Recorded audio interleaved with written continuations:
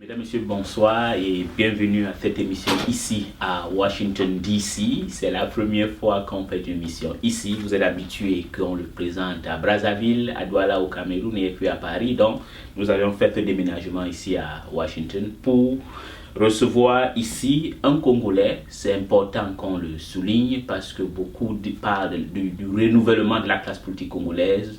Mais cette fois-ci, nous commençons à voir les prémices de cela. Nous recevons aujourd'hui Chris Elikia Ndinga. Monsieur Ndinga, soyez les bienvenus. Merci de m'avoir invité. Comment vous vous portez? Assez bien, merci. Et vous êtes ici aux États-Unis? Oui, aux États-Unis. Tout d'abord en tant qu'étudiant, ensuite en tant que travailleur. Et je continue mon bonhomme de chemin. Vous continuez votre bonhomme de chemin. Alors dites-nous un peu, parce que quand on voit quelqu'un comme vous qui veut se lancer, je ne sais pas si c'est en politique, mais d'abord on veut savoir qui vous êtes. Si un Congolais, un Africain, vous voir demain ou tout à l'heure en direct et va te poser des questions. Et si vous pouvez vous présenter, on dirait que M. Chris Elikia Ndinga, c'est qui? Bon, tout d'abord, je dirais que je suis congolais, étant natif du Congo. J'ai eu, je dirais, la grâce et le privilège de me retrouver dans un grand pays avancé sur le plan technologique, démocratique et tout ce que vous savez, les États-Unis, où j'ai étudié, je suis informaticien de formation, mais j'ai depuis le plus jeune âge, je dirais, une telle passion pour les questions politiques. Je dirais que je me retrouve toujours dans les forums. J'ai été à l'Union africaine 4 ans durant, tout d'abord en tant que stagiaire, ensuite élevé à rang d'advisor en division politique.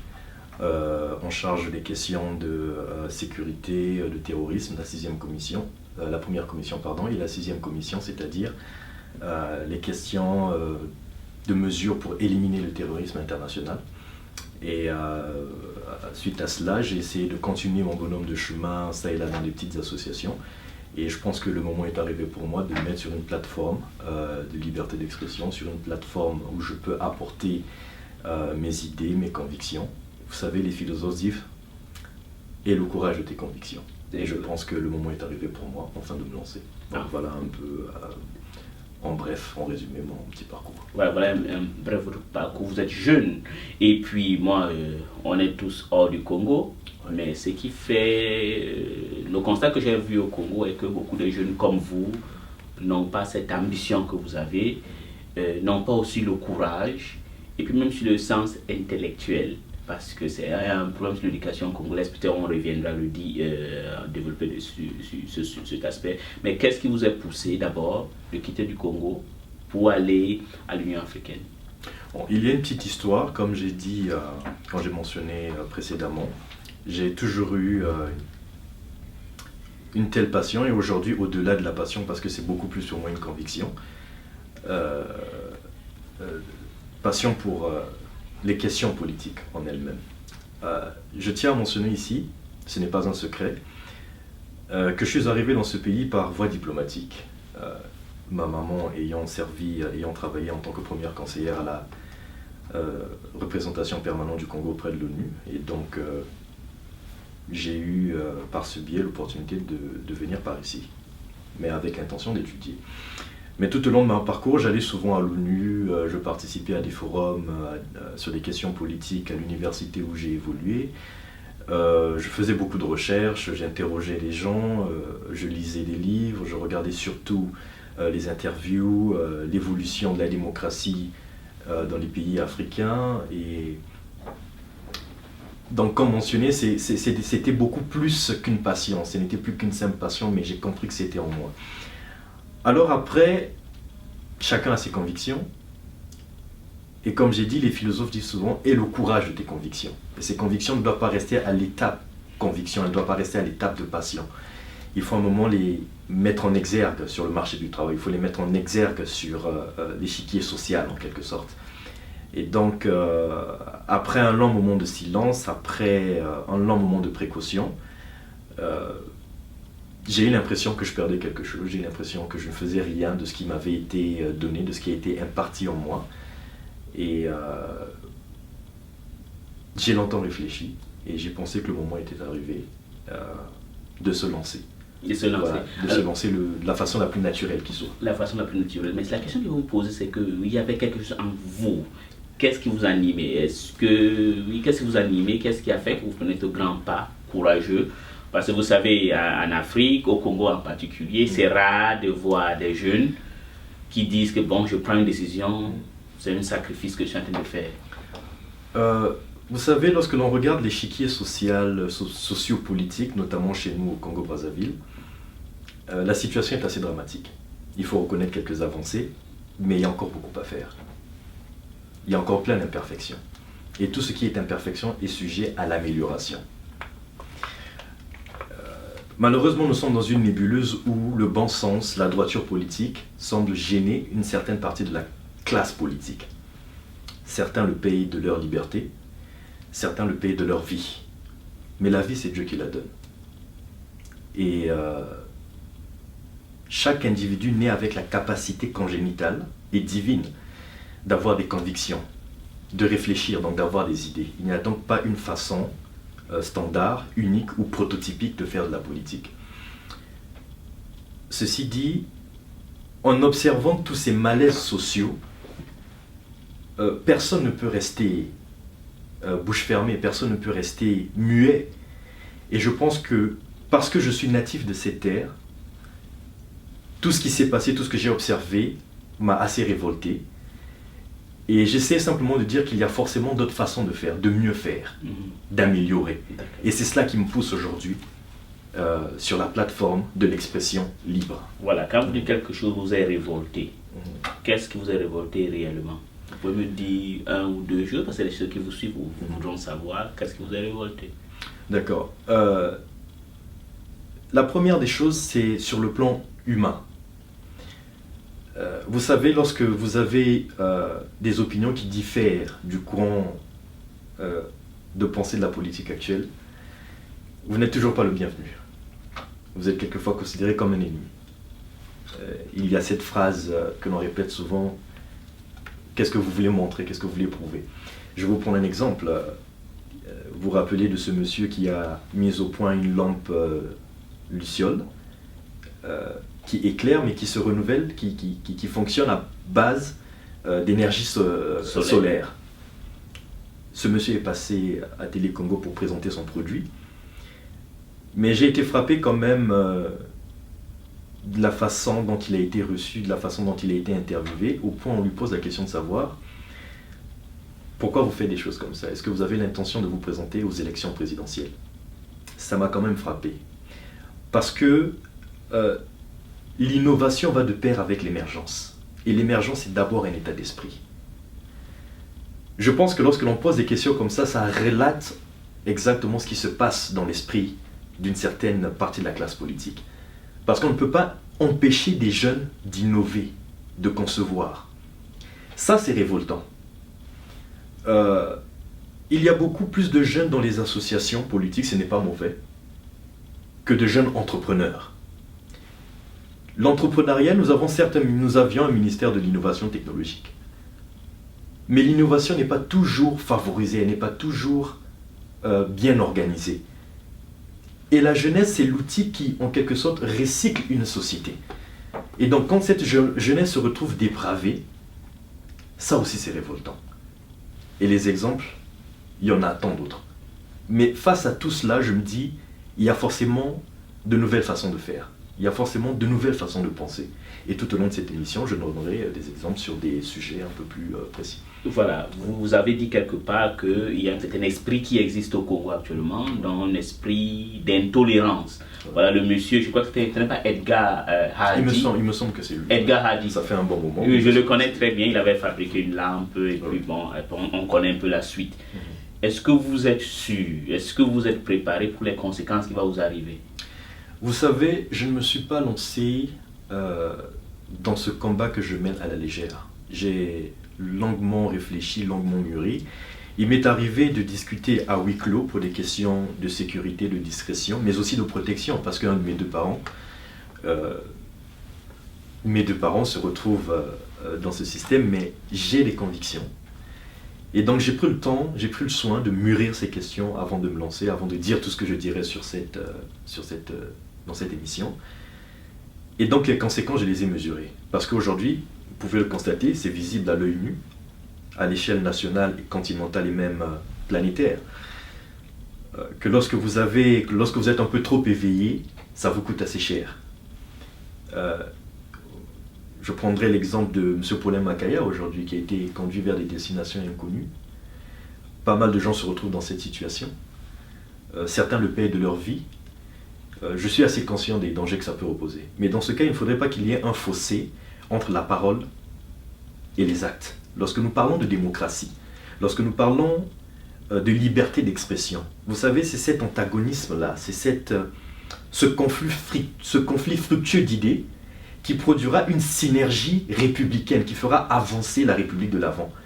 Tout le monde ne peut pas être de votre côté. Au sein d'une famille, moi dans ma famille par exemple, il y a des divergences politiques. C'est le cas par exemple de ma maman et de moi, mais écoutez, elle est comme toutes les mamans, je suis comme tous les fils, mais nous avons des divergences de point de vue. Tout le monde ne peut pas être de votre côté. Et il faut toujours écouter celui qui vous contredit, parce que le bon ami, ce n'est pas toujours celui qui dit oui, toujours celui qui vous soutient. Mais c'est celui aussi à un moment donné qui sait vous dire non, on peut faire comme ça. Voilà, nous sommes toujours ici à Washington et puis nous sommes toujours avec M. Chris et Liki Andinga. Et tout à l'heure, parce qu'on ne va pas perdre le fil d'idée de notre entretien d'aujourd'hui ici à Washington, c'est que vous aviez dit un bon ami. C'est celui qui connaît donner des conseils. Ça veut dire qu'il a la capacité de dire à son ami, là, vous aviez tort ou vous aviez raison. Mais que celui qui reçoit aussi ait la capacité de ne pas se fâcher. Et je vous disais tout à l'heure que ce que vous aviez fait, c'est courageux de votre part, parce qu'on est dans un pays intolérant, ça c'est le Congo, et que je profite, comme j'ai dit tout à l'heure, de faire personnellement mon meilleur maxima culpa, parce que j'avais dit dans une émission à MNTV, là où j'étais directeur et je travaillais, que le Congo n'est pas l'Érythrée, le Congo n'est pas la Corée du Nord, le Congo n'est pas le Zimbabwe. En fait, je m'étais trompé, j'avais un peu fait l'illusion croyant qu'il y avait la liberté d'expression au Congo. Maintenant, vous venez de prendre des mesures courageuses. Et vous savez que le président Denis Sassou Nguesso n'aime pas la concurrence, n'aime pas la contradiction. Selon lui, c'est le plus grand président que le Congo n'a jamais eu. Donc, avant lui, il n'y avait personne, c'est toujours lui. Est-ce que vous avez bien réfléchi des conséquences que vous allez avoir par les décisions que vous avez prises pour être contre le régime de Brazzaville? Merci pour cette question. Tout d'abord, je voudrais apporter une petite nuance. Vous savez, je ne parle pas pour l'unique plaisir de critiquer, de rabâcher, de radoter ou de m'opposer. Les quelques endroits où j'ai eu l'occasion de prendre la parole, c'est une chose d'identifier un malaise et d'y apporter une solution potentielle. C'est une autre chose de se constituer opposant ou opposant radical sans initiative. J'apporte toujours une tentative de solution. Ceci dit, mon problème ne se limite pas simplement à critiquer, mais toujours d'apporter ma pierre à l'édifice. Nous parlons du président Sassou Nguesso. Je tiens là aussi à mentionner qu'il n'y a pas un président au Congo qui a été plus longtemps président que lui. Et à un moment donné, la meilleure façon de rentrer dans l'histoire, c'est de sortir de l'histoire. Ça, c'est mon initiative. Ce n'est peut-être pas la meilleure des idées, parce que je trouve quelque part assez insultant à la conscience collective de tout un peuple. N'oubliez pas que nous sommes quand même à l'ère de l'homo sapiens sapiens. C'est quand même assez insultant envers les Congolais de dire qu'à part lui, personne d'autre ne peut. Parce que si vous êtes président de votre État aujourd'hui, on ne parlera pas de M. Eli Smith en tant que... On ne visera pas seulement votre personnalité, mais l'on parle aussi du système qui vous accompagne. Alors dans un pays de plus de 4 millions d'habitants, je suis sûr qu'un autre système peut se constituer. Mais lorsque je parle du système, je ne parle pas d'un système clanique. Je parle d'une équipe qui peut se mettre en place et aussi faire avancer les choses. Bien avant le président Sassou, en 1960, c'est l'abbé Fulbert Lulou qui a accédé au pouvoir tout de suite après l'indépendance. 3 ans après, suite à une insurrection populaire, à la pression de la France, vous connaissez toute l'histoire, c'est Massamba Deba qui prendra le pouvoir. Après Massamba Deba, il y a eu Marien Ngouabi. Suite à Marien Gouabi, le président Sassou avait temporairement assuré l'intérim du président pour après transmettre le témoin à M. Yombi, colonel à l'époque, et ainsi de suite jusqu'à l'accession de Sassou au pouvoir, enfin Pascal Lissouba et le président Sassou. Donc avant le président Sassou, il y a eu des présidents, mais forcément après le président Sassou, il y aura encore des présidents. C'est dire que l'État, l'administration, c'est une continuité. Donc on ne peut pas concevoir qu'il n'y ait que le président Sassou qui pourra faire bouger la République. Ça c'est quand même, je pense, insultant à la conscience collective de tout un peuple. Et si aujourd'hui, considérer que s'opposer à ce système ou dire, bah, écoutez, de ce point de vue, on peut le constater que ça provoque des mécontentements et rester fermé à l'initiative, rester fermé à l'opinion contraire, je pense que c'est assez dangereux pour l'avenir d'un pays jeune surtout. Par conséquent, je considère que il ne faut pas qu'il y ait un fossé, comme je l'ai dit tantôt, entre la parole et les actes. Si nous parlons d'émergence, si nous parlons de démocratie, si nous parlons de la jeunesse, alors il faudrait que dans les actes, qu'il y ait une pleine harmonie avec la parole. Il faut que les gens soient capables de dire, écoutez, voilà ce que vous avez fait, voilà ce que vous avez fait pendant tant d'années, ça n'a pas fait beaucoup de bien à telle classe sociale, est-ce que l'on ne pourrait pas faire comme ceci, comme cela, pour permettre de faire avancer la République? Et ce serait dommage de considérer que tout ce qui pense contraire est illégitime, et nous ne sommes pas à ce moment-là en démocratie. Nous ne sommes pas à ce moment en démocratie. Vous avez dit quelque part, il y a un problème clanique de ce pouvoir. Est-ce que vous êtes en train de dire que le pouvoir de Sassou Nguesso, c'est un pouvoir tribal, clanique? Vous savez, le Congo a une histoire. Est-ce que le pouvoir... Il y a eu des moments où le pouvoir s'est constitué en termes de clan. Et est-ce que actuellement, la question que je vous pose, je veux que vous me le dites clairement, on ne fait pas comme d'autres politiques. Hein. Oui. Est-ce que c'est un pouvoir représentatif du Congo ou c'est un pouvoir clanique? D'autres disent même que c'est un pouvoir familial. Qu'est-ce que vous en pensez? Bon, quelque part, écoutez, ce n'est pas faux en soi.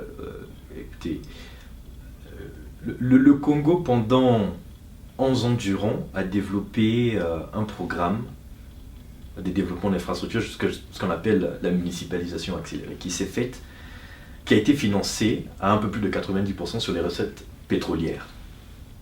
Excusez-moi, ce n'est pas de la polémique, mais c'est qui détient le permis Marine 6 pour vendre du pétrole au Congo?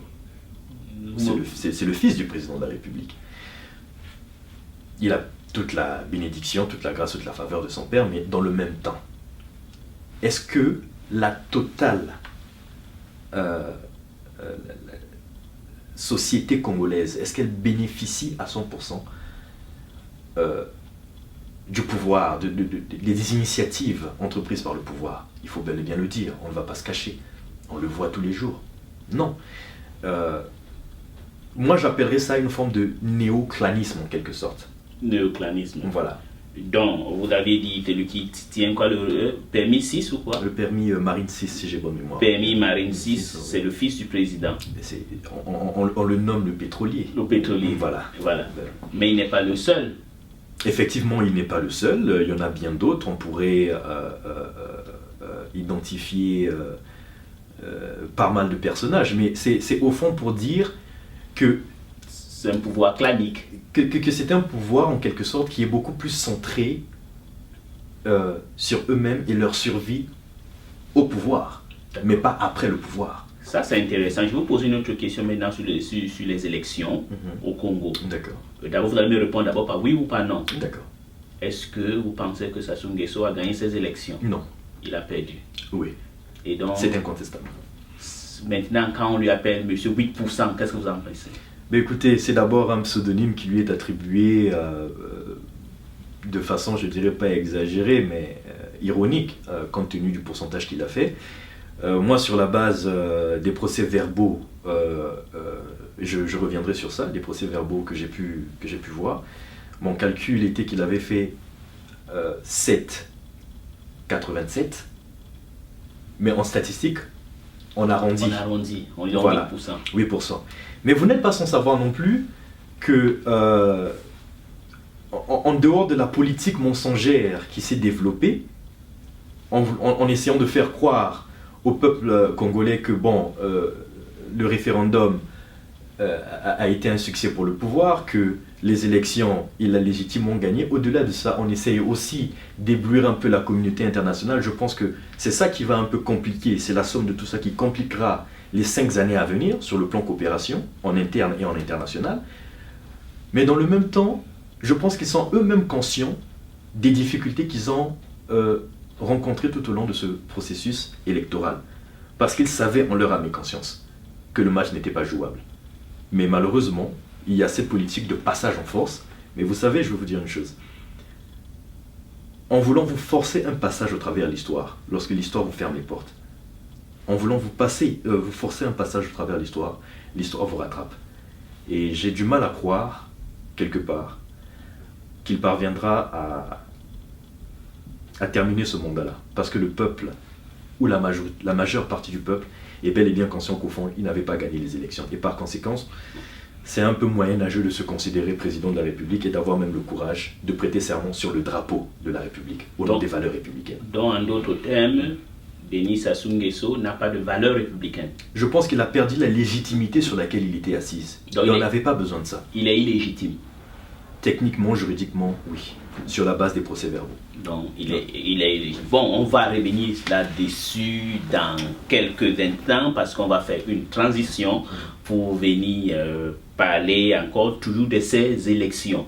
Parce que vous avez dit vous-même qu'il est illégitime. Et donc, c'est monsieur 8%. Parce que vous avez dit qu'il n'avait même pas eu 8%, il a eu 7 quelques. Il a eu en deçà de 8%, bien entendu. Mais juste un dernier mot là-dessus. Oui. Écoutez, on ne peut pas toujours prendre pour acquis ce que les médias nous rebalancent. Vous savez, même à l'échelle internationale, on sait qu'il y a toujours une forme d'extrapolation, une forme de favoritisme. En ce qui concerne les résultats qui nous ont été publiés, moi je pense que même ces résultats, c'était une violation de la loi électorale, mais aussi une violation de la Commission nationale électorale indépendante, qui devait être totalement indépendante et non pas en partie dirigée par le pouvoir, parce que les résultats nous ont été annoncés par le ministre de l'Intérieur. Je pense que si la commission était totalement indépendante, ça aurait été le président de cette commission qui nous aurait annoncé les vrais résultats, mais ça n'a pas été le cas. Bon, avant qu'on fasse la transition, mais ne pensez-vous pas que si le président de la Commission nationale électorale indépendante, M. Bouka, ne l'a pas fait parce que lui-même il a vu que la fraude était tellement massive qu'il n'a pas voulu se ridiculiser. Vous ne pensez pas que Bouka n'a pas seulement voulu se ridiculiser? Bon, mais vous savez, vous m'aviez posé, ça revient un peu à la question initiale que m'a besoin de savoir, est-ce que j'ai réfléchi avant de m'engager dans ça? Écoutez, vous savez, M. Bouka, c'est un homme qui a, je pense qu'il a quand même mérité cette place. C'est un grand juriste de la République qui a une famille aussi. Et à un moment donné, il faut penser aussi. Ce n'est pas toujours facile. Mais là encore, en leur âme et conscience, ils le savent. Et l'histoire est en train de fermer ses portes à un système. Et en voulant se forcer un passage, ben, ça vous rattrape. Nous sommes toujours ici à Washington et l'émission est toujours avec, nous sommes toujours avec notre invité ici, dans nos studios ici à Washington DC, Chris Elikia Ndinga. Avant que je ne lui pose l'autre série de questions, je voudrais faire ici un appel et un grand pensée à la famille de M. Antim Baimina. C'est lui qui est un peu le cerveau qui a publié les vrais résultats des élections présidentielles qui ont eu lieu à Brazzaville. M. Antim Baimina est porté disparu. Est-ce qu'il est vivant? Est-ce qu'il est mort? Parce qu'il travaillait en collaboration avec la commission technique établie par le professeur Boao qui coordonnait IDC et FROCA. Donc voilà un grand pensée. Quand les gens commencent déjà à disparaître dans un pays où il y a les escadrons de la mort, parce que vous vous rappelez qu'à Brazzaville aujourd'hui, vous avez les Gordon Security, vous avez aussi les bébés noirs, toutes des milices qui sont financées, soutenues par le général Jean-François Ndenge et d'autres. Donc le Congo devient déjà un peu comme le Burundi, ou un peu comme la Côte d'Ivoire aux heures de Laurent Gbagbo. Maintenant, nous revenons sur vous, Monsieur Chris. Ndiga, voilà. Écoute, vous savez, les élections ont eu lieu. Et vous avez dit vous-même, Sassou Nguesso a perdu. Aujourd'hui, il y a une impasse politique au Congo.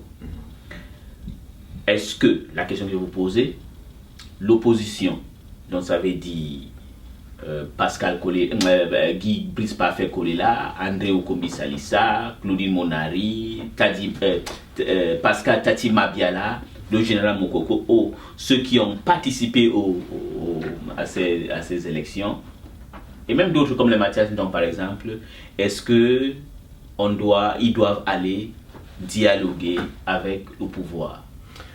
Je dirais oui, si le dialogue est possible, parce que le dialogue, il est possible à la base. La question se pose en termes d'acceptation du débat. Parce que comment fait-on pour trouver des solutions si on ne dialogue pas? C'est un premier point.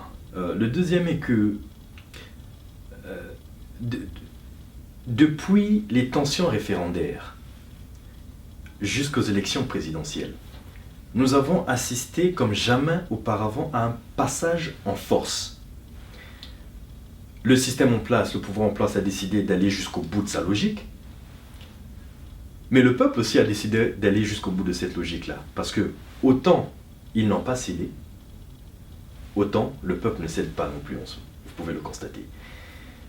Et éviter le dialogue, c'est créer les conditions du chaos. C'est créer les conditions de l'insurrection. C'est créer les conditions de la révolte. Parce que comme vous pouvez le constater, jusqu'aujourd'hui d'ailleurs, il y en a qui continuent de revendiquer, notamment l'opposition, de revendiquer les vrais résultats de l'élection, et donc n'entendent pas s'avouer vaincus.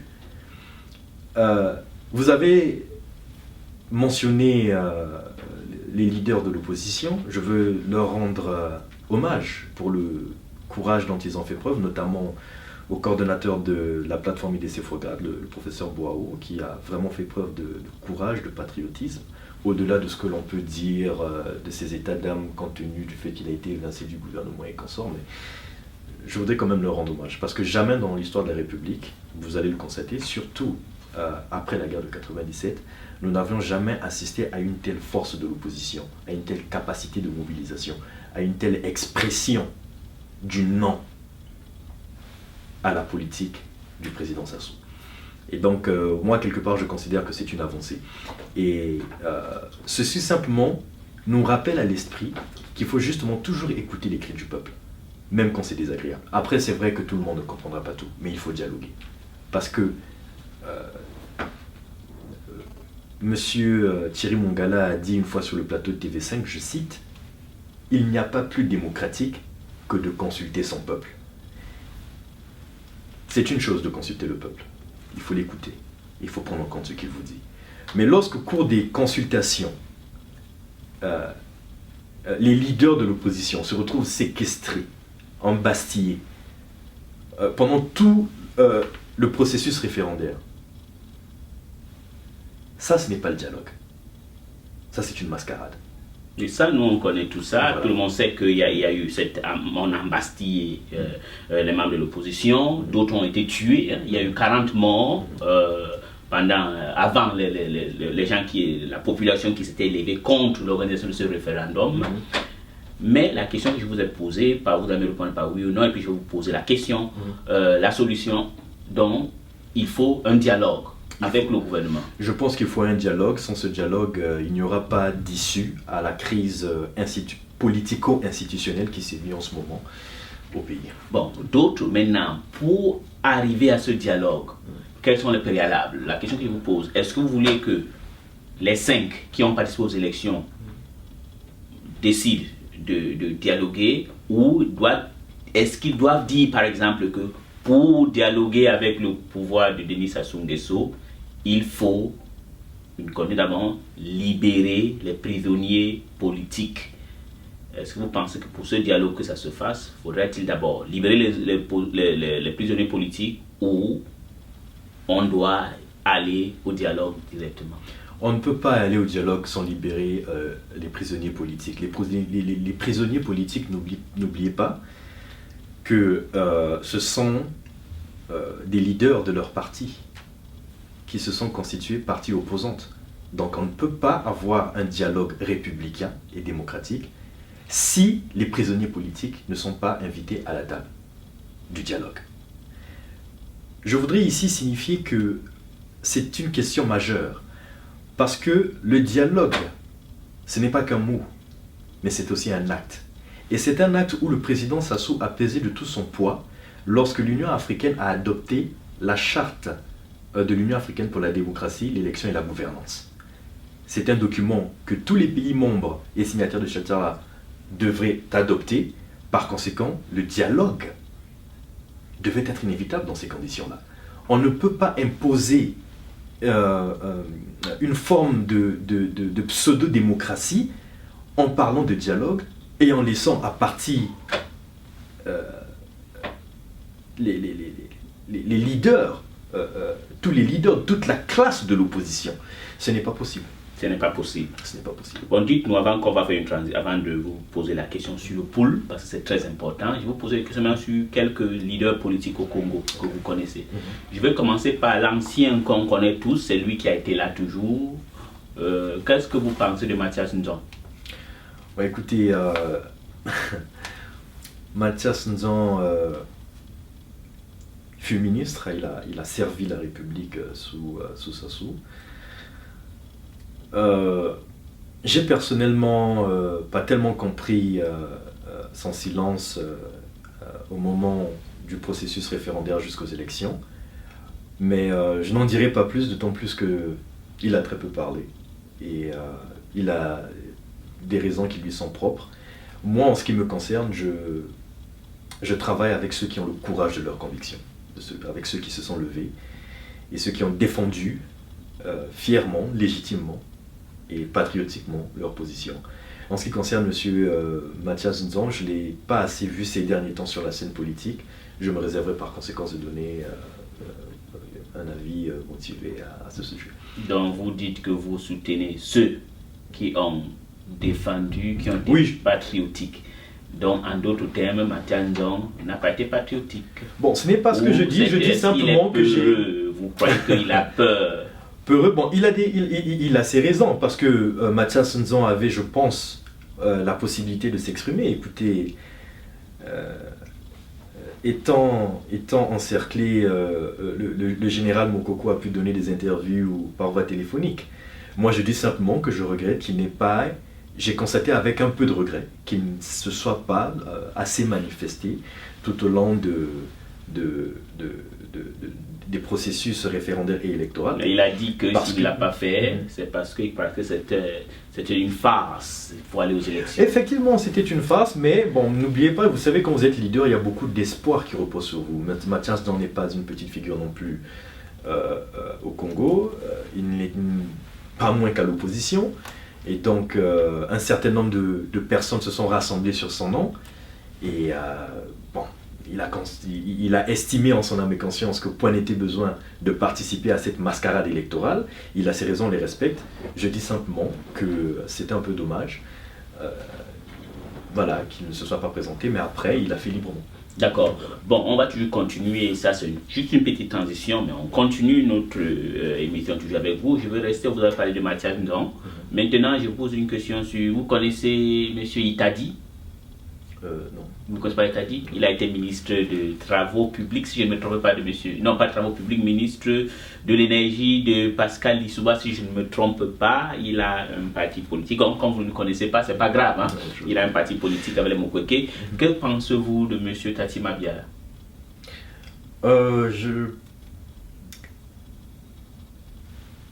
Premièrement, M. Tati Mabiala est, comme vous le savez, membre de l'opposition.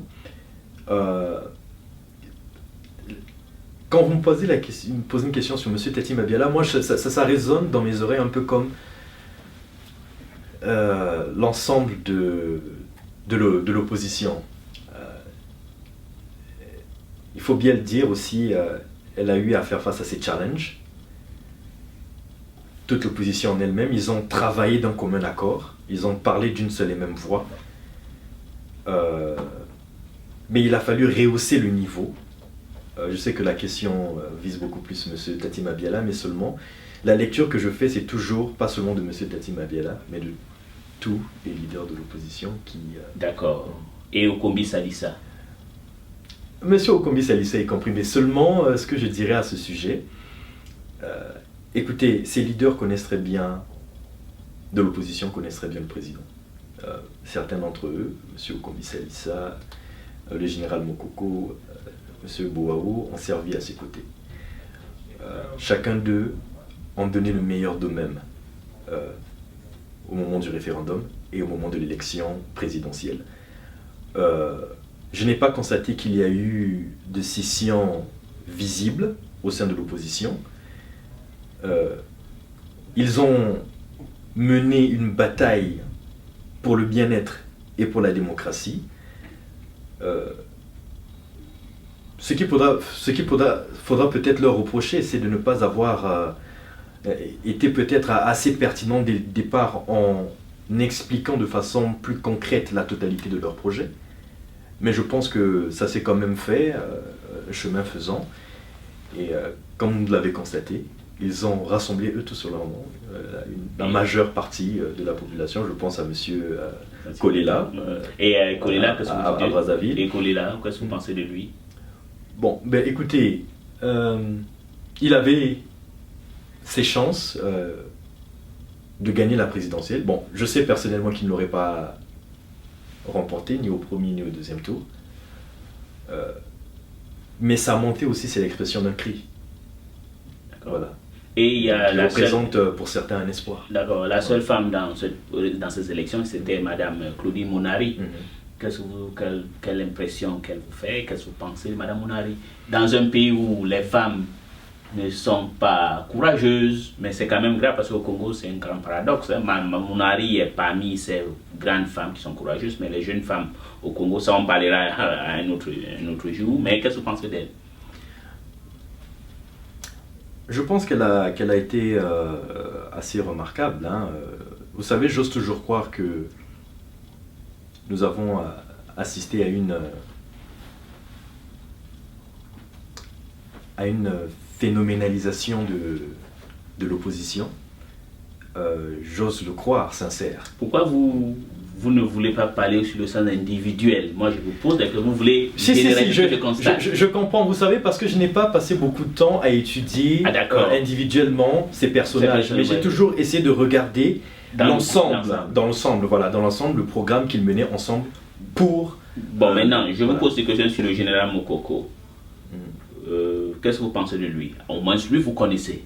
Oui, quand même. Je pense qu'il a été patriotique, il a été sincère, il a été vrai envers lui-même et envers sa patrie. Vous savez, je pense que ce monsieur est d'une influence telle que M. Sassou n'aurait jamais eu un adversaire de ce calibre. Parce que je me pose toujours la question jusqu'aujourd'hui. Si M. Sassou Nguesso estime qu'il a gagné proprement, légitimement, clairement les élections, alors pourquoi maintenir dans un état de siège le général Mokoko avec pour unique condition de libération de reconnaître son élection? Si vous savez que vous avez gagné l'élection, à quoi ça sert d'attendre impatiemment la reconnaissance de votre élection d'un seul individu? Je pense qu'il sait pourquoi. D'accord. Bon, pour cet aspect-là, nous allons... c'est très bien ce que nous avons... J'apprécie votre réponse, mais je voudrais qu'on parle de notre problème majeur, c'est le problème du pool. Okay. Que pensez-vous de ce qui se passe actuellement dans le pool? Je pense que c'est un retour vers le passé, et je pense que c'est aussi moyenâgeux. Je pense qu'on n'avait pas besoin... vous savez, toutes les crises auxquelles nous assistons sur le plan social et sur le plan politique, ce n'est au fond que le reflet, je dirais la conséquence, d'un processus qui a été engagé, un processus dont on n'avait pas besoin, en commençant par le changement de la Constitution. Parce que la Constitution ne concerne pas qu'une partie de la classe politique, c'est quand même le texte fondamental qui régit le fonctionnement d'un État. Et n'oubliez pas, M. Eli Smith, nous sommes dans une république, nous ne sommes pas dans une jungle. Même dans la jungle, il y a des lois. L'éléphant peut savoir que ça c'est le territoire du lion. Attention, on ne s'approche pas. Dans une jungle. C'est pour dire que ce qui se passe, je pense que c'est simplement la conséquence d'un certain nombre de mécanismes dont on n'avait pas besoin, qui ont été... Et n'oubliez pas que tous ceux qui ont perdu la vie, parce que aller bombarder une école, l'école c'est quand même le symbole de l'excellence, c'est quand même le lieu d'éducation. Pour moi, bombarder une école, c'est vraiment moyenâgeux et inutile. Et chercher à se faire des ennemis, c'est encore plus inutile. D'accord. Pour ce qui se passe dans le pôle, est-ce que vous partagez l'idée qui circule à Brazzaville et ailleurs que le président Denis Sassou Nguesso a bombardé le pôle tout simplement parce que l'épicentre de la contestation de sa victoire devait arriver dans le pôle, voilà pourquoi il a décidé de les massacrer. Mais vous savez, monsieur Eli Smith, on ne peut pas tromper tout un peuple tout le temps. Ce n'est pas possible. Et j'ai dit tantôt que tout le monde ne peut pas être de votre côté. Mais non. La question qui se pose, c'est comment, en tant que leader, vous rassemblez toutes les familles politiques? Comment, en tant que leader, vous préservez cette paix dite chèrement acquise? Comment, en tant que leader, on montre l'exemple? Vous savez, chercher à arrêter arbitrairement, à éliminer tel ou tel opposant, ce n'est pas la solution. Vous pensez que ça sauverait éliminer Ntoumi alors? Avec ce qui se passe, écoutez, on a appris hier que un régiment se dirigeait vers le pôle pour mener bataille. Vous avez parlé vous-même de la situation de le pôle, c'est-à-dire des bombardements qui se sont... Ils visent qui concrètement? Et moi j'ai même interviewé Ntoumi il y a quelques jours, voilà. C'était oui. Sur les réseaux sociaux, je pense que nous avons vu. Donc, pour moi, c'est clair. Tout cela, c'est une mascarade. Il n'y avait pas de problème parce que avant les tensions référendaires, il n'y avait plus de problème en tant que tel avec le passé Ntoumi. Et si c'est un leader, et si c'est s'il s'est composé partie intégrante de l'opposition, c'est parce qu'il avait ses convictions. Alors à ce moment-là, vous comprenez que l'on attaque le leader d'une partie de l'opposition. Donc c'est se faire un ennemi. C'est se faire un ennemi. On a parlé du dialogue précédemment. Je pense que la meilleure solution, c'est de dialoguer. À défaut de trouver des mécanismes politiques pour essayer de ramener ou de rassembler sur la table du dialogue toutes les parties civiles. Mais pour moi, ce processus que l'on a engagé, c'est même en fait toute la logique du clan. Parce que pourquoi on ne bombarde pas à Oyo par exemple? Pourquoi on ne bombarde-t-on pas à Bundi? Et pourtant là-bas aussi, il y a des gens qui, un moment, se sont levés pour dire non au président Sassou. Peut-être aussi... Mais le véritable épicentre, comme vous l'avez dit, excusez-moi de vous couper la parole, c'était dans le pôle. Donc pour moi, c'est déjà une façon d'engager une scission du pays. Une scission du pays. Mais je vais vous poser une autre question avant de clore sur ce problème du pôle. C'est un génocide ou c'est pas un génocide? Non, c'est un génocide. Vous l'avez dit vous-même, appelons les choses par leur nom, c'est un génocide. Donc Sassou Nguesso est en train de commettre un génocide dans le pôle. Maintenant, c'est Mais n'oubliez pas, entre parenthèses, que même l'ONU se préoccupe de la situation du pôle. Voilà. D'accord. Donc, n'oubliez pas que ces gens qui vivent dans le pôle ne sont pas moins humains que ceux qui vivent à Brazzaville ou ceux qui résident à la présidence. Ou ceux qui résident à la présidence, exactement. Voilà, on continue toujours. On va faire cette transition du problème du pôle où vous dites, et tout le monde le constate, que c'est une tentative génocidaire qui se mène au pôle, et fait de parler du problème de gaspillage et la malgouvernance au Congo. Okay. Dites-nous, en tant qu'un homme politique, comment expliquez-vous qu'un pays qui a entre 2010, selon les sources du ministère des Finances, c'est eux-mêmes qui donnent, le Congo a récolté en termes de recettes pétrolières 12 000 milliards, se trouve aujourd'hui en faillite. Même la compagnie nationale Tang, choyée, claironnée, puis Eker est aussi en faillite. Alors, selon vous, qu'est-ce qui a causé cette faillite de l'État congolais? Écoutez, les chiffres, on ne les a pas inventés. Ils sont aussi effectivement le résultat d'une mauvaise gouvernance. Vous pourrez constater, comme tout le monde, que le train de vie de l'État est beaucoup trop accéléré. Je pense qu'on n'a pas assez audité les comptes publics. Je pense qu'on a beaucoup plus développé la politique de l'achat des consciences, de la corruption et toutes les calamités parallèles qui ont accompagné ce processus. Mais écoutez, il fallait s'y attendre un jour à une crise. pour ma part, je pense que c'était quelque part inévitable. Je pense qu'on vous l'a dit, il y a 2 ans, je faisais cette lecture déjà de la possible crise financière et économique dans les 2 années qui arrivent. Nous y sommes. C'est dommage, mais seulement, c'est bien plus dommage aussi pour le président qui a tenu tant de promesses et qui risque de ne pas pouvoir les tenir, compte tenu de l'état financier, de l'état économique et de la crise politique qui sévit actuellement dans le pays. Vous savez, nous avons un pays comme le Congo, 30 ministres, c'est un peu trop. Moi, je pense qu'on aurait pu, par exemple, c'est un exemple, c'est une initiative comme ça, condenser 3 ministères en un, c'est-à-dire le ministère des Eaux et Forêts, le ministère des Hydrocarbures et le ministère des Mines et de l'Énergie, en un ministère de l'exploitation des ressources naturelles. Et vous comprendrez là que la fusion de ces 3 potentiels naturels aurait boosté, si on l'avait bien développé, si on l'avait bien structuré, aurait boosté l'économie du pays.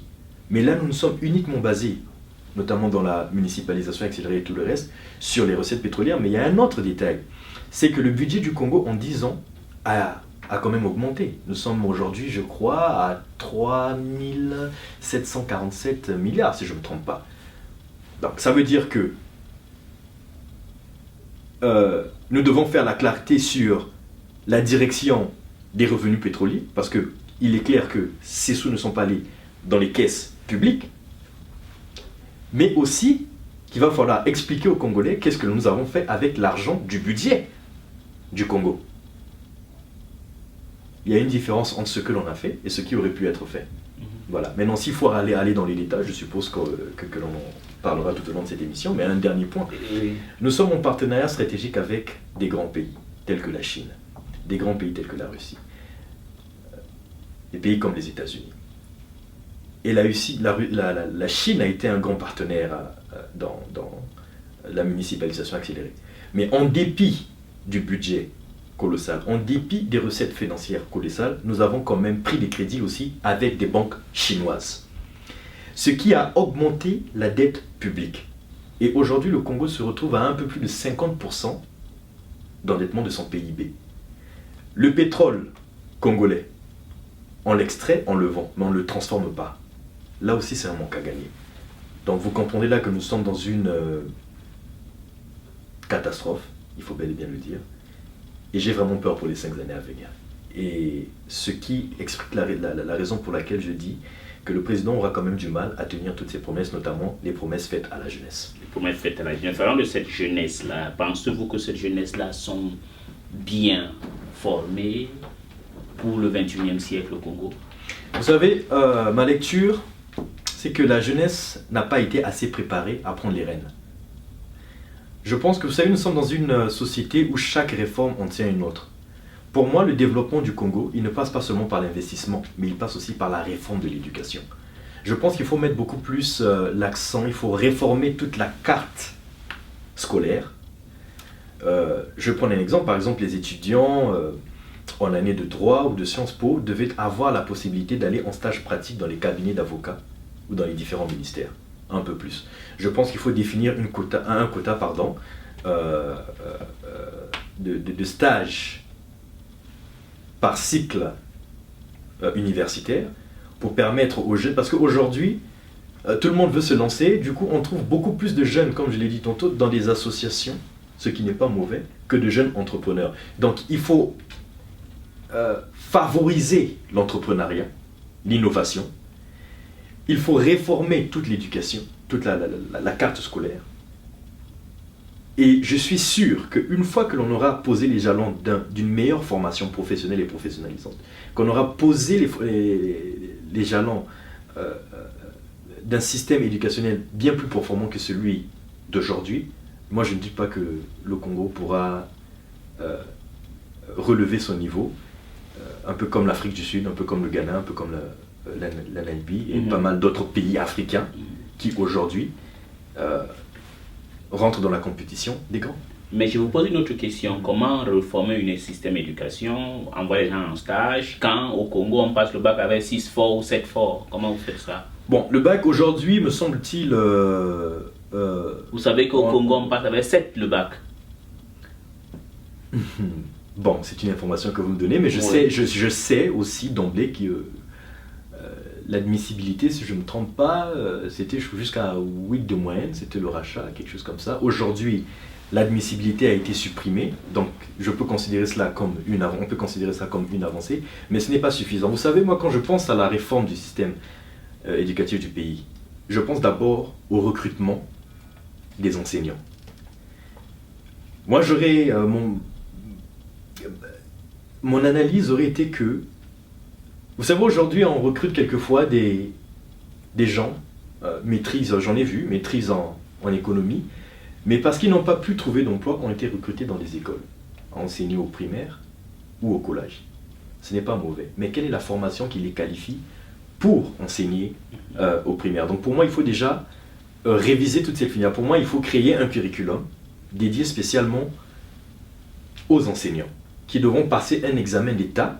Ça relève déjà le niveau, parce qu'ils doivent avoir la certitude qu'ils ne peuvent pas enseigner. Parce que enseigner, éduquer un enfant, c'est quand même le préparer pour demain. Et nous vivons dans une société. Donc on ne peut pas donner un poste public de cette nature juste à qui veut. Je pense qu'il faut donner aussi la chance ou l'opportunité à ceux qui veulent devenir enseignants de se former pour ce métier et de passer un examen ou un certificat qui sanctionnera leur formation et qui déclarera qu'ils seront aptes à enseigner. Ça, c'est la première des choses. Oui. La deuxième des choses, c'est de revoir les salaires de la fonction publique. Vous savez, j'ai dit tantôt, nous sommes dans une société où chaque réforme en tient une autre. S'il en avait moins de ministères subdivisés en départements, par exemple le ministère de l'exploitation des ressources naturelles dont j'ai parlé, on aurait pu prendre la moitié d'égale productivité si l'on exploitait bien nos ressources naturelles et l'indexer sur l'augmentation des salaires de la fonction publique. Nous avons un avantage historique, c'est que le Congo est un pays jeune, beaucoup sont en train d'aller à la retraite, donc il faut préparer la jeunesse à prendre le relais. Sur 4 millions d'habitants, nous ne sommes même pas 3 millions fonctionnaires à la fonction publique, ceci dire que nous avons assez de ressources financières et budgétaires pour pallier à certains besoins, pour augmenter les salaires de la fonction publique. Et j'aimerais aussi ajouter un dernier point. L'augmentation des salaires, ça va créer l'inflation? Non, pas forcément. Parce que là aussi, réviser les salaires, c'est en fonction d'un certain nombre d'indices. On n'augmente pas tous les salaires, c'est en fonction d'un certain nombre d'indices. Le dernier point que je voulais ajouter, c'est que au cours d'une réunion des ministres de l'éducation des pays membres de l'Union africaine, il a été décidé que chaque pays, si mon souvenir est exact, devait octroyer, je crois, entre 20 et 30% au budget de l'éducation. Vous pouvez le constater, chez nous, ce n'est pas tellement le cas. La République compte aujourd'hui, en termes de collège, je crois, une cinquantaine, si je ne me trompe pas.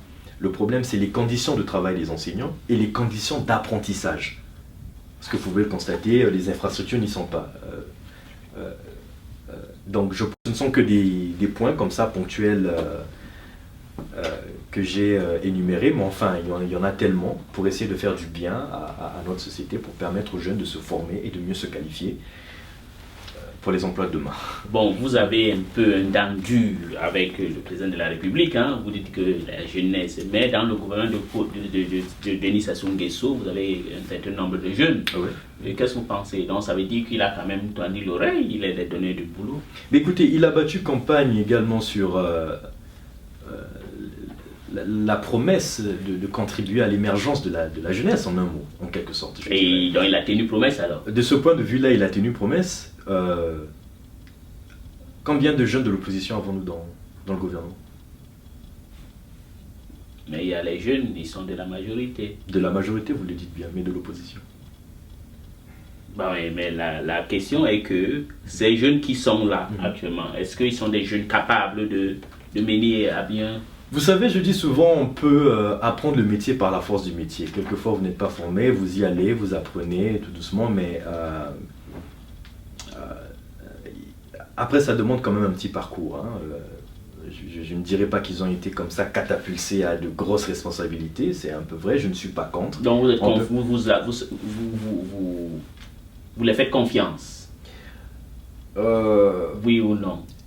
Ce que je voudrais dire, c'est que j'espère au plus profond de moi-même qu'ils seront à la hauteur des enjeux et qui pourront servir, mais de façon républicaine. Et ce que j'entends par servir de façon républicaine, c'est de ne pas toujours nous resservir... écoutez, nous sommes dans un gouvernement, aujourd'hui il y a un Premier ministre. Et quelquefois, ministre veut dire qui sert l'État. Et lorsque l'on vous fait confiance avec des responsabilités de cette nature, ça veut dire que vous êtes capable de gérer une équipe de personnes, vous êtes capable de prendre des initiatives, vous êtes capable de prendre des décisions. Et moi j'estime simplement que je leur souhaite tout le succès nécessaire. Moi je suis toujours ouvert à apporter des initiatives. Mais je voudrais croire qu'ils pourront, parce que le Congo est à un tournant historique. Historique parce que la planète est en train de faire face à beaucoup de challenges, et pas les moindres. Et vous mettez au gouvernement des jeunes qui ont peut-être une expérience, mais pas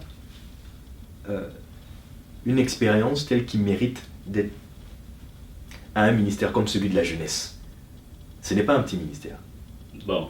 Ouais, qu'est-ce que vous avez contre celle qui est au ministère de la Non, Jeunesse? je n'ai rien contre elle. Comme j'ai dit, moi, le seul vœu que je formule en quelque sorte, c'est que j'espère, et je lui souhaite tout le succès possible dans toutes ces entreprises à la tête de ce gouvernement, mais j'espère simplement qu'ils pourront faire face aux enjeux majeurs que les ministères... Qu'est-ce que vous pensez du ministre de la Culture, qui est un ministre qui défraie la chronique? Écoutez, de ce point de vue-là, je voudrais dire une première chose. Quand on est leader, on encaisse la responsabilité. Et derrière la porte, on sanctionne. On avertit, on tire les oreilles. Je l'ai toujours fait dans les différentes positions dans lesquelles j'ai été. S'il y a eu dérapage, j'ai endossé la responsabilité. Ici aux États-Unis, le président Obama a endossé la responsabilité sur un certain nombre de choses. Mais... Voilà. Ce que je veux dire en fait, c'est que le ministre de la Culture est sous le paraclet du Premier ministre. Et il faut aussi le dire, du président de la République. Donc s'il a eu à commettre des dérapages, je suppose qu'ils en ont tiré les conséquences, et j'espère qu'ils pourront changer la dynamique pour se refocaliser sur les responsabilités qui sont les leurs et faire avancer la République. Donc selon vous, il ne doit pas démissionner? Quelqu'un qui est pornographe, qui met les photos nues à la télé, qui met les photos nues d'une fille qui aujourd'hui, je dois vous dire, elle travaille avec une compagnie de téléphonie mobile à Brazzaville, qui ne peut plus marcher dans la ville de Brazzaville parce que monsieur le ministre de la Culture a décidé d'exposer la vie privée d'une fille. Et donc, est-ce qu'un monsieur comme ça doit rester au gouvernement? Mais je pense que... Et ce n'est même pas la première fois. Ce n'est pas la première fois, d'accord. C'était peut-être... non, pas peut-être, ce n'était pas bien, c'était bas.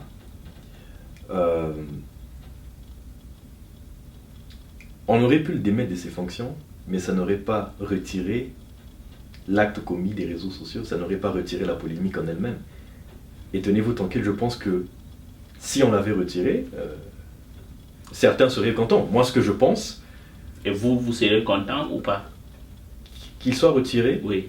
J'aurais dit que le président a tiré les conséquences. Écoutez, il est quand même au gouvernement. Il ne faut pas entacher le gouvernement. Je vais vous poser une question autrement. Vous avez suivi qu'un cas similaire a eu lieu en RDC. Oui. Et en RDC, on l'a montré la porte au vice-ministre de la télécommunication. Oui, c'est-à-dire ce que j'essaie de dire, c'est que si on l'avait sorti, j'aurais dit, bon, mais ils ont tiré les conclusions et ont pris les mesures qui s'imposaient. Donc, de ce point de vue-là, il n'y aurait pas de problème.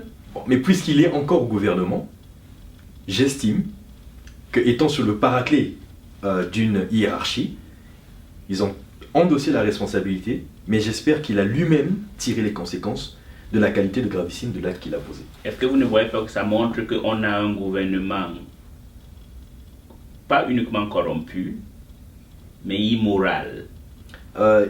Il y a un peu d'immoralité, il faut le dire, il y a quand même de l'immoralité. Je le regrette parce que, vous savez, dans un champ,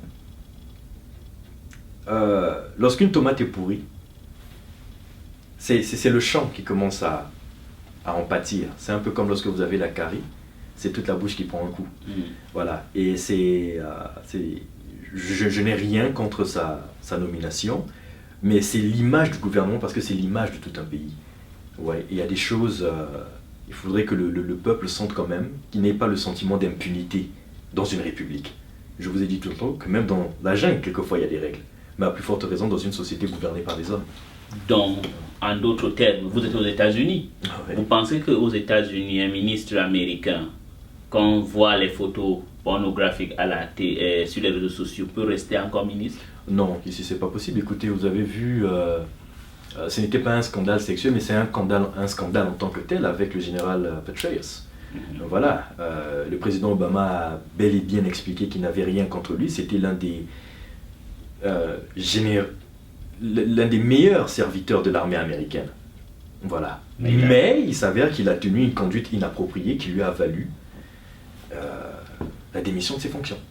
Et au Congo, on ne démissionne pas. Au Congo, on ne démissionne pas. Vous savez, ça m'est arrivé quelquefois de penser qu'être ministre, c'est comme une punition quelquefois. Au Congo. Ouais, quelquefois. Voilà pourquoi on laisse un ministre comme le ministre de la Culture rester malgré... C'est dommage, mais j'espère qu'ils en ont tiré les conclusions et qu'on pourra changer la dynamique. Bon, Elikia, vous savez, on est avec vous. Vous êtes un jeune. On a un peu, vous savez, on critique. Parce qu'on va vers la fin de notre émission. Okay. On critique, mais que préconisez-vous? Parce qu'il faut quand même avoir une solution. Vous savez, on a un pays où il y a la corruption, il y a l'immoralité, parce que le travail ne paye plus au Congo. Hein. Vous avez dit tout à l'heure qu'il y a plus de jeunes qui y vont dans le secteur politique, parce que c'est la seule industrie qui paye, que d'avoir un esprit entrepreneurial. Alors dites-nous, qu'est-ce que vous pensez? Qu'est-ce que vous pouvez offrir comme solution, si vous en avez, pour tout ce qui se passe au Congo actuellement? Bon, ça c'est une question assez vaste. Il y a beaucoup de secteurs. Vous savez, j'ai dit en début de cette émission que rien n'est parfait. Et tout ce qui n'est pas parfait est forcément sujet, est toujours sujet à l'amélioration. Mais ça commence du plus haut sommet. Et c'est l'une des raisons pour lesquelles j'ai toujours considéré que la Constitution du 20 janvier 2002, quoique j'étais au lycée à cette époque, je finissais mon cursus lycéen, j'avais toujours dit que cette Constitution, on la changera à un moment donné de l'histoire. Mais c'est juste pour dire que c'est du plus haut niveau. Le changement doit être inspiré du plus haut niveau. L'émergence, c'est d'abord un état d'esprit. En termes de solutions concrètes, vous savez, vous avez mentionné la corruption. Je dois tout d'abord dire que l'engouement, la détermination avec laquelle nous avons développé la corruption, il nous faudra ce même déterminisme, sinon un peu plus, pour ramener les mentalités à l'ordre. Parce que je ne peux pas comprendre que vous allez à la douane pour dédouaner des marchandises, et le douanier qui est payé pour faire ce travail-là vous demande une enveloppe. J'ai du mal à comprendre que vous allez à la direction des examens et concours, la DEC, pour demander une copie de votre baccalauréat, mais il faut encore soudoyer celui qui est payé pour faire ce travail-là, pour vous délivrer votre baccalauréat. Et ça, c'est un malaise qui existe dans beaucoup d'administrations. À ce sujet, l'une des choses que j'ai préconisées, c'est d'abord l'informatisation de tous les services. La première des choses, il faut informatiser tous les services, parce qu'il y a des systèmes que vous ne pouvez pas corrompre. La deuxième des choses, j'ai dit tantôt, les salaires de la fonction publique, en fonction d'un certain nombre de critères et d'indices. La troisième des choses, c'est les conditions de travail. J'ajoute la réforme de l'éducation. S'il faut parler par exemple de l'hôpital, de la santé, de la filière médicale, j'ai toujours pensé qu'on aurait mieux fait, mon humble point de vue, bien entendu, on aurait mieux fait de séparer la fonction publique et créer une fonction hospitalière, quitte à doper toute la filière médicale et la diversifier en même temps, pour qu'on n'ait pas toujours besoin d'aller se soigner, je ne sais pas moi, au Maroc, ça et là, parce qu'il y a des choses, les moyens y étaient. Vous savez, j'étais un peu attristé de constater que l'on pouvait dépenser l'équivalent de 5 millions de dollars pour le concert qu'il y a eu lieu. C'est bien, c'était un plaisir de quelques heures. Mais si on avait demandé à nos leaders d'investir cet argent dans l'hôpital, on aurait tout de suite pensé que ça, le Congo... C'est le concert organisé par Kiki. Oui, le dit pétrolier, d'accord. Le dit pétrolier. Mais tout de suite là, on se serait empressé de dire que le Congolais aime critiquer, on aurait cherché des créanciers, pour ne pas dire des investisseurs, ou on aurait encore pris des crédits avec des banques chinoises, alors qu'on en avait assez de moyens pour investir, dans les infrastructures de base.